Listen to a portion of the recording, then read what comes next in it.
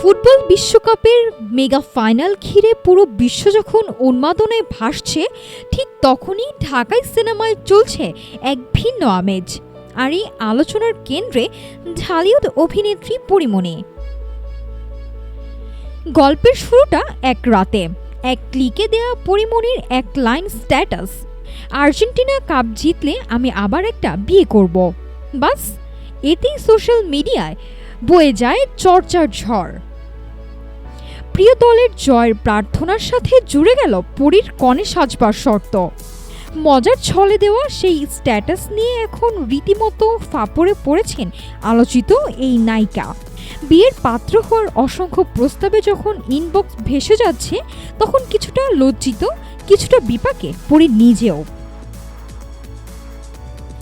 আগের বিষয়গুলোর গল্পটা ছিল হুট করে প্রেম আর তার পরপরই বিয়ের ঘোষণা, কিন্তু এবার পরীমণি স্পষ্ট জানালেন, সংসার গোছাতে হলে তো একজন অভিভাবক প্রয়োজন, কিন্তু তার জীবনে এখন অভিভাবক বলতে কেবলই তার ছোট্ট ছেলে।